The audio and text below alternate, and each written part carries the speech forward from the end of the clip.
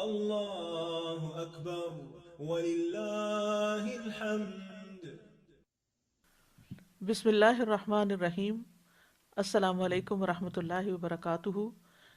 ابتدائے آفرینش سے ہی روایت ہے کہ بنی نوع انسان سال بھر میں ایک یا زیادہ دن عمدہ لباس پہن کر کسی ایک جگہ اکٹھے ہو کر اپنی اپنی ثقافت کو مد نظر رکھتے ہوئے تقریبات منعقد کرتے۔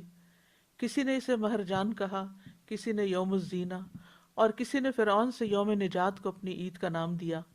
لیکن ایسی تقریبات کا مقصد صرف اور صرف کھانا پینا، مخلوط محفلیں، ان میں شور شرابہ کے سوا مورخین کو کوئی ایسی چیز لکھنے کو نہ ملی جو کسی بھی انسان کے لیے کسی دوسرے انسان کی طرف سے باعث سکون، دلی راحت اور مدد اور امداد کا سبق دیتی ہو۔ یہ اعزاز اگر کسی بھی تہوار کو حاصل ہے تو اسلامی تہوار یعنی عیدین ہے۔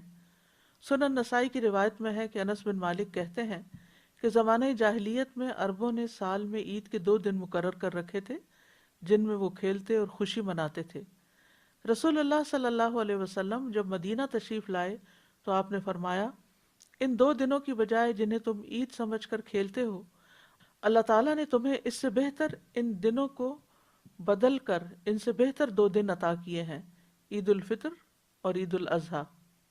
گویا کہ رحمتوں، برکتوں اور عبادت سے بھرپور رمضان المبارک کے آخری دن کا سورج ڈھلنے کے ساتھ ہی اللہ تعالیٰ مسلمانوں کے لیے خوشیوں بھرا ایک اور چاند طلوع کر دیتے ہیں، جس کے ساتھ ہی مسلم امہ نئی امنگیں، نئی جذبات اور نئی منصوبہ بندیاں لے کر آسمان دنیا پر نوزائیدہ چاند کو دیکھنے کی سنت پر عمل کرتی ہیں، اور یوں اس کے ساتھ ہی عید الفطر کا آغاز ہو جاتا ہے۔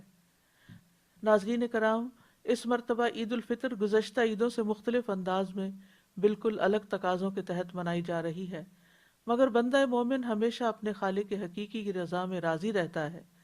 اس عید پر خصوصاً ان رشتہ داروں کا، پڑوسیوں کا، سفید پوش خاندانوں کا خیال رکھیے جو کاروبار کی بندش اور نقصان کی وجہ سے آج تنگ دست ہو گئے ہیں۔ جس قدر ممکن ہو ان کی مدد کیجیے۔ وہ گھرانے جن کے سربراہ اس ناگہانی وبائی مرض سے دنیا سے چلے گئے، ان گھروں میں جائیے، یتیموں کے لیے کھانے پینے کے ساتھ ان کے لیے عید کے کپڑوں کا انتظام کیجیے، ان کے سر پر شفقت بھرا ہاتھ پھیریے، ان کی دلجوئی کیجیے۔ جس حال میں بھی اللہ تعالیٰ رکھے اس میں راضی رہیے اور اسی پر ترغیب دیجیے۔ اپنے خالق و مالک کو راضی کیجیے۔ یہی تو رمضان کے ثمرات ہیں۔ اللہ تعالیٰ ہمیں توفیق دے کہ ہم اپنے مالک کی رضا حاصل کر سکیں، آمین۔